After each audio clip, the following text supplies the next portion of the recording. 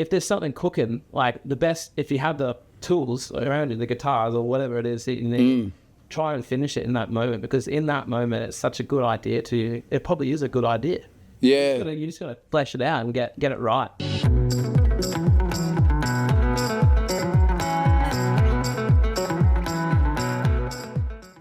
Hello, welcome to Radio Woodfordia. I'm your host, Harley Breen. This is a studio recorded during the 25-26 Woodford Folk Festival with some guys that I've become fast friends of, the Beddy Rays.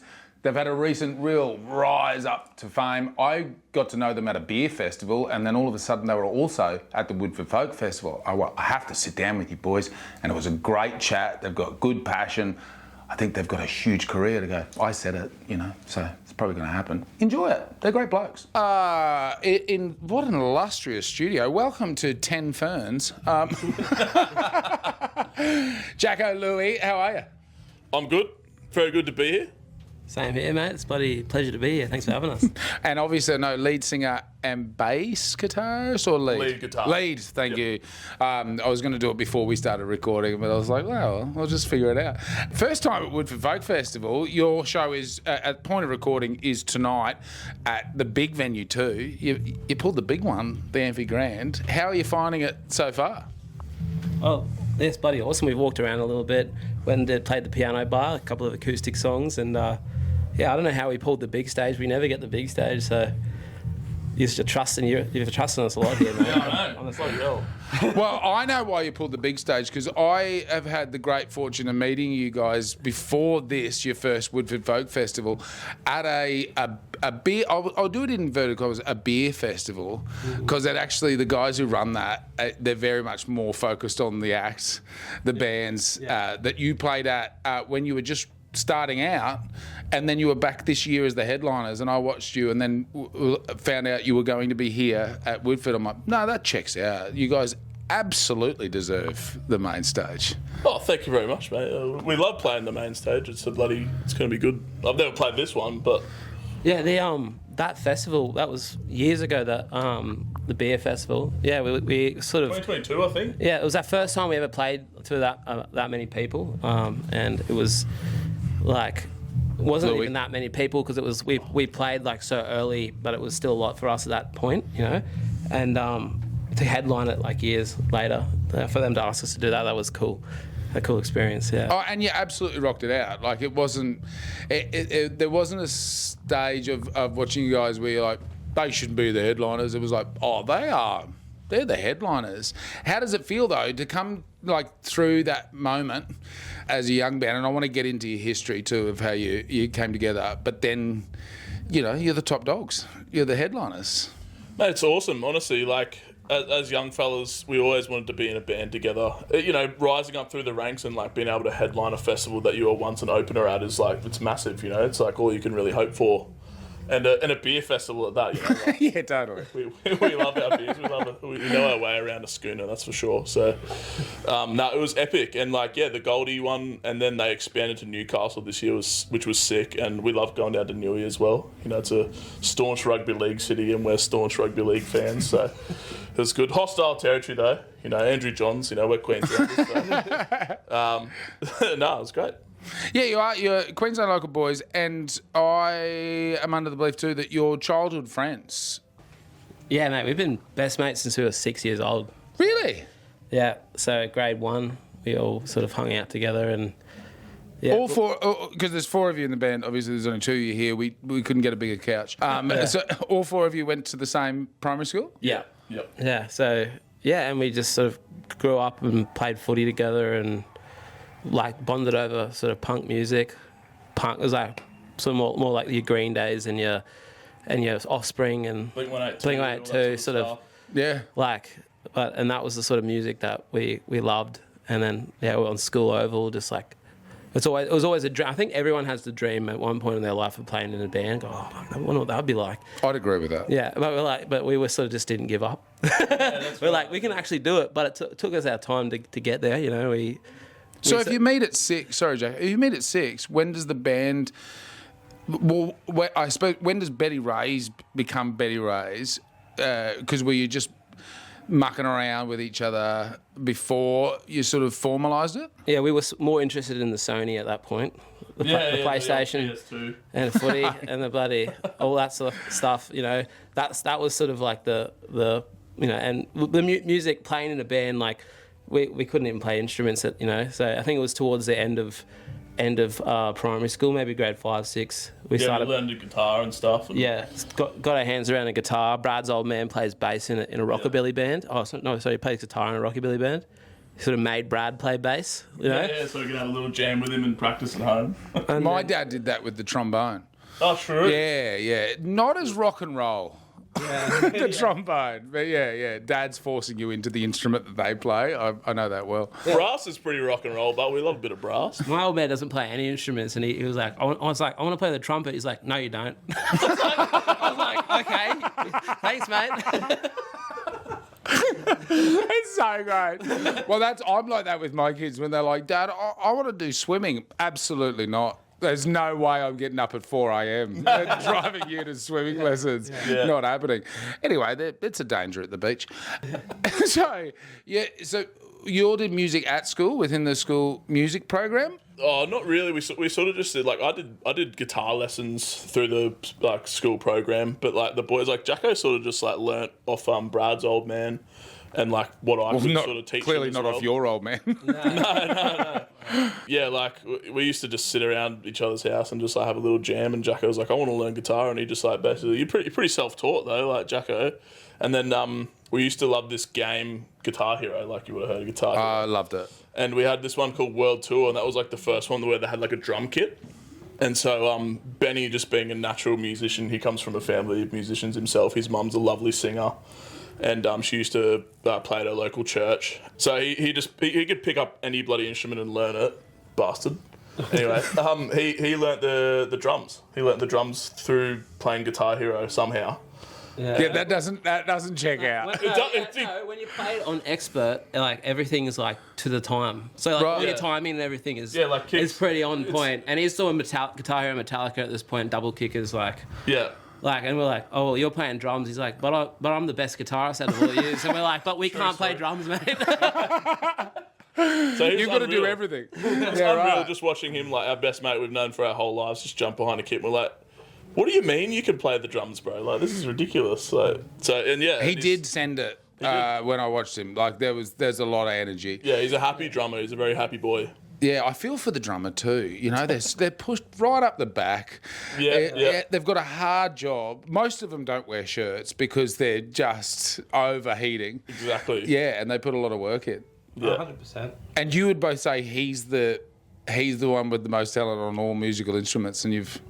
Like when we were in high school, like he was like playing like all the Parkway Drive songs and stuff, like all the metal riffs and all the sweeping up and down, like all that stuff that you're just looking at. What the hell? Like, I'm like that's awesome, but like I was more into like the write a song, like a melody, like a slow like chord progression, but with a song like singing over it, sort of thing. That was sort of like my thing, but then we were like, oh yeah, Benny can be the lead guitarist or whatever, but then we're like, who can play the drums, you know? And that's how we came around to the Guitar Hero decision. Well, you're the best at Guitar Hero, so you're on the drums. That is such teenage boy way to find your origin story. It's like, you're sick at Guitar Hero. Yeah. You're doing that. Mate, you're doing it. Fuck it. That's it.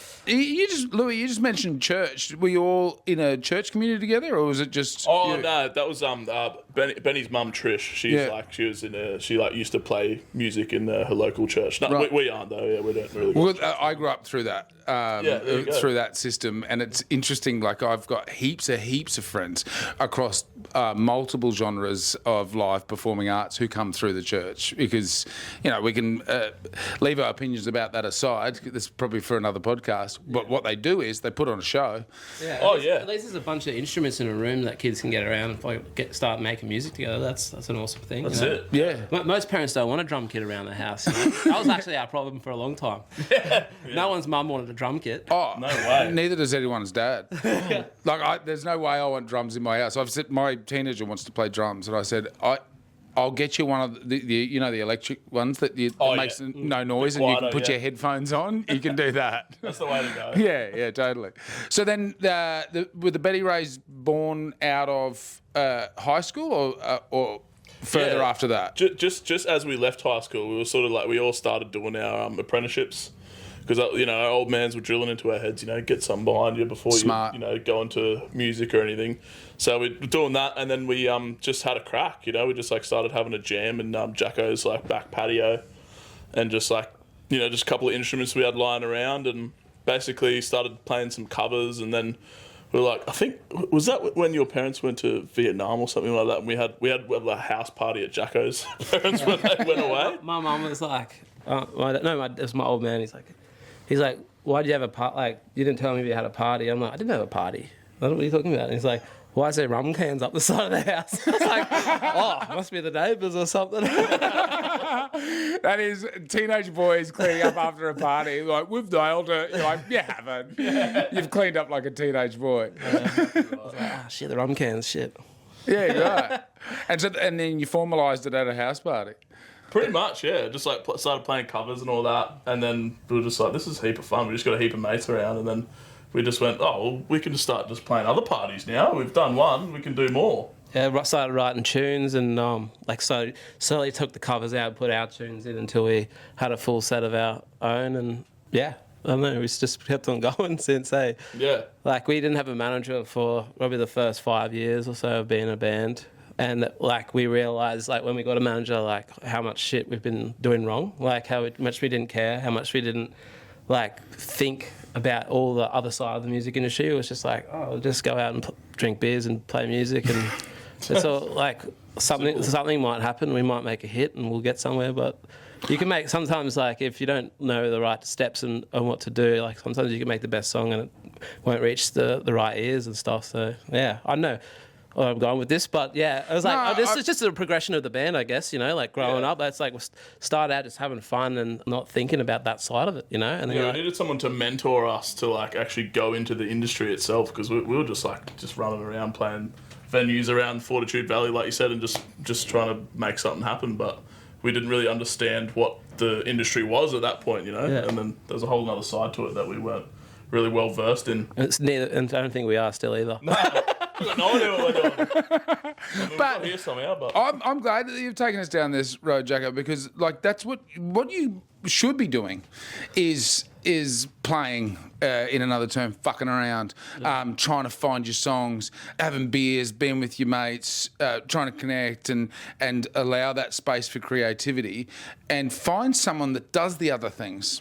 It shouldn't be your job to do the other things, because it takes you out of the creative. 100%. There's a lot of things that take artists out of the creative these days, and it's one of those things. Some of it's adapting to we were talking earlier about your Instagrams and all that stuff. That stuff doesn't feel like it's about the music. It's more about appealing to trying to, I don't know what it is, but it's. This is the way the world is these days, I guess. But yeah, it's a part of something you have to learn, or it's obviously better if you can get someone else to do it for you, so you can focus on the music. That's the main thing, and that's the goal, really. Eventually, I'd love to not have to run the Instagram page. Hey, just to focus. So at this stage, you're still running it? No, Lewy actually is. You are. Yeah. Well, yeah. We all sort of put into it, but yeah, I do the main sort of posts and stuff like that. So. And sometimes it's a bit it can be a bit stressful. It's for Lewy, it's we got to post, because you got to post this many times a week and this many whatever it is, and we have to have this short form thing and that, and part of it's I feel our younger people, the younger generation coming through, that's easy, that's normal for us. Well, they're digital natives, right? They just grew up with it and they understand it. Yeah. But even for them, I still don't think. I don't think back to that comment I made about the creative. Yeah. For me, if I'm trying to write a solo comedy show, people ask how long does it take to write that. I'm like, 6 to 8 months. But the first 4 or 5 months of that is literally doing nothing. Yeah, I'm just staring, just trying to, and the time of nothing that it takes to create the something is really important. Yeah.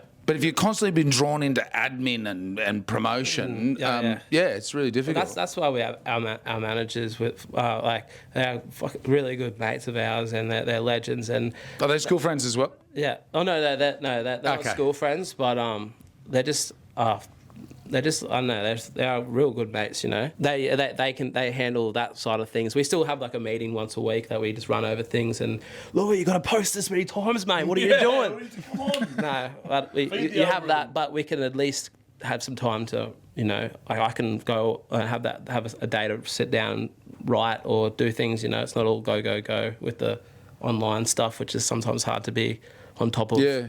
Yeah. On the creative process for you guys, in terms of maybe music and lyrics, are you rigid about that? Of when you sit down and go, okay, because sometimes what I said just before, that's not practical. Things have got to get written. You've got to get it done. Do you have a set time? You sit down and write. Who does the writing? Who writes the lyrics? Who writes the music? Is it collaborative and fluid? Which way does it work for you guys? I think we definitely have our cycles, you know, like we have our album cycles where we try to stick to, and we know in the back of our minds that it's like we should be writing right now, this is what we should be doing, and we try and stick to that. Jacko is the main songwriter. He comes up with all the core ideas, you know, chord progression, lyrics, melody, and then he presents that to us as a band, and we sit there and have a stew on it and go, that's actually sick, like I can think of a part here. And yeah, we also add our own flavours. It's just it's a bit of a lasagna, I guess. Yeah, right. You just everyone chucks their, you know, bit in, and then that's what becomes a Beddy Rays song. But yeah, it's like the core idea comes from this man's brain. So we're very lucky to have him. He's very. And where talented. does that come from, Jacko? Not my old band. Not the trumpet. I hope has No, actually, thank you for not making me learn the trumpet and learn the guitar.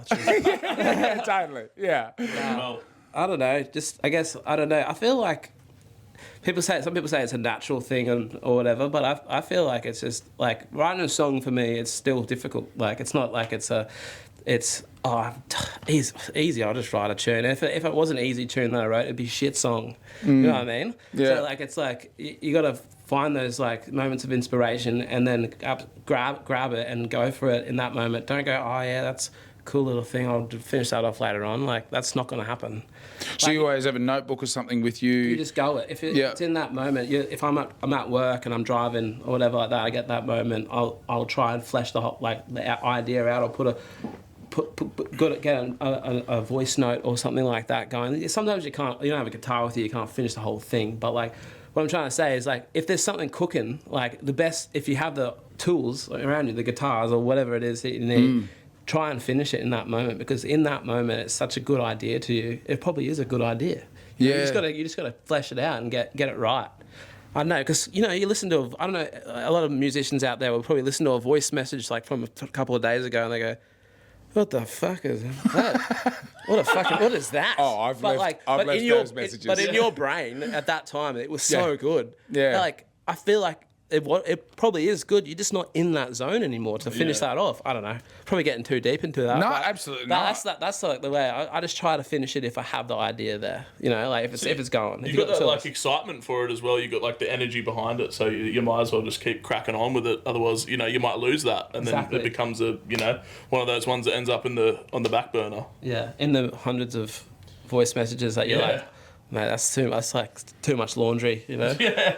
No. It really resonated with me too, that, you know, grabbing that moment, and if something's good, you work it right then, because that's when you can make something. And then also when you said, this is what I took from it anyway, that each time you're writing a song, you're like, I don't know how to do this. Yeah. I think I felt seen when you said that, because every time I try and craft a new story into something that will be valid enough for a comedy stage, I'm like, have I done this before? I don't know what I'm doing. And that relearning every time, it's scary as hell, right? Yeah, because you're like, oh, I don't even know if I can do this anymore. Or whatever. You're like, oh, maybe I don't have it. I can't do it anymore. I can't do it, like, whatever. But then it's like, then you finish something and you go, I fucking got it. That's good. That's pretty good. Yeah, that feeling's great. Yeah, and that's a good feeling. If you can get that, 20 times, you've got a good record there or whatever it is, or whatever, how many times it is, Yeah. Now, moving from you guys and what you do, and I think you're really great. Like, your vibe for me makes me sort of have a flashback to being younger and going to bands like you just listed that influenced you. Yeah. I saw the Offspring at a now dead festival called the Livid Festival. I don't know if you're old enough to remember the Livid Festival. It was Brisbane only when it started, and the Offspring were the headliners one year, and you give that vibe. But now you're at the Woodford Folk Festival, which is Australia's biggest festival, and I think some people sort of go, well, Beddy Rays doesn't fit the folk festival. Why did you... Get fucked. Well, how did you find it? How were you approached to be here, and how are you feeling about? Because I think you fit. I'm already going to call that, but it is your first day here. It's your first big show tonight at the biggest venue. How do you feel about what the Beddy Rays are, your sound, your image, and this festival? Oh, but it's been such a good reception so far. We've been walking around, people have been like, "Can't wait for the set tonight." Like, I didn't really. No, I wasn't like, oh, no, we'll take the fast ones out of the set tonight. You know, it's going to be a bit of a chill one. I'm like, nah, let's just do our thing. You know, I don't know. I've been feeling good about it. What about you? Yeah, look, I know, it's like you say, the Woodford Folk Festival, but it's like, Woodford has such a massive reputation. This is our first one, but we know all about it. You know, heaps of mates have been here before, and we've heard all about it. And I just think that there's definitely some bands that have played that are similar to us that are here. Like, I know that Woodford always chuck on a punk act or something like that. And at the end of the day, it's all music, right? It's all music. We're all here because we love music and we love this type of setup. You know, it's just such a great thing, and it's a real privilege to be here. It's like one of the last surviving festivals in this country. You know, it's pretty grim sort of scene at the moment, but to come here, we used to go to Splendour and stuff. That was our stomping ground as punters, and to come here, it's just giving me those vibes again, and makes me excited. You know, I used to work full-time job, and that was my one thing a year. I'd go to Splendour in the middle of the year. I'd take a bloody week and a half off, and then I'd go to it, and then to be back here. Splendour goes for 3 days. Yes, I'd go for 5 and then I'd take a week off after to recover. Sick. That's respect, man. I know I'm older than you, but you're my mentor now. That is a week and a half. I had the blues afterwards. Yeah, man. Had to recover, sit at home, do bugger all. But yeah, it's just I'm getting that sort of same feeling I got when I was there. You know, I'm like, this is sick. You know, I love music festivals, and haven't been to enough of them lately, so it's really good to be here. And that's the thing, we talked about before, we're having beers before we came, because you did the live show. Who knows which way this will go out, and thanks so much for popping in to the live show at this festival. But we talked about that idea of, the word folk, and that actually folk, if we can understand it more, it's the precursor to punk, it's the precursor to hip hop, it's the origins of protest music, and by that account, everyone is welcome. Yeah. That, especially if you are what you guys are, which I felt about you before we've met and we've yarned, but super authentic. You are truthful to who you are, and this is the absolute right place for you. Oh, thanks, brother. Yeah. Cheers, Harley. Mate. Appreciate that, man. Yeah. Yeah. Oh, it's storytelling, right? You know. Yeah. And that's what we're about. Like all of our tunes are actual life experience. If it's not my own, it's someone I've seen go through something. So I just can't wait to share all the stories tonight. It's gonna be a good hoot. I'm keen. I love that you put it that way too, Jacko. Yeah. That you're telling stories because, this is often just categorised as a music festival, and no, this is a collective meeting of stories throughout the year of all the journeys that we've made, and we come together and we share them with each other. And I'm genuinely really excited that you guys are here to share yours with this group. And I saw it. I saw you out there. There was so many people of really interesting age demographics too, by the way. Yeah. Definitely. That wanted photos with you. Yeah. We sort of find that at our gigs as well. Like my old man, our parents all love coming to our shows, and then except his dad. He hates it. Nah, he's there. He's like, yes, he played that fucking guitar. No wind instruments, please. But we get that, and then my old man's met people of similar age at our shows, and they go, I bet this guy bloody loves your music. We do have that sort of like broad demographic. Yeah, well, how's that happen? I don't really know. I really don't know. My grandma walking around the nursing home just plugging, going hard, so all the oldies are there. Jacko's grandma's better than the algorithm. She is the algorithm. She's the grandmother of the algorithm. That's great. That's really awesome. Well, look, I would talk for ages, but because of the nature of us recording this in a box at the middle of summer in Queensland, there's more bodies than us three in here. We're about to enter into Bikram podcasting, so and you've got exploring to do because I know you're just doing the show tonight, and unfortunately for you guys, you have to take off after it. But I have a sense that you're going to be back at Woodford. Absolutely. Yeah. Well, thanks heaps for your time today. No worries. Good on you, legends. Cheers, Harley. Cheers, mate. Cheers, Harley. Thanks, man. I told you, aren't they? Heaps of fun. Good for a beer. We went and had a few after that. If you want to have a few beers at a wonderful festival, why don't you come to the next one, 26, 27. This one, as with all of them, was recorded on Jinnabara country. Music provided by the East Pointers, produced by the people at Woodfordia. I'm Harley Breen. See you on the next episode.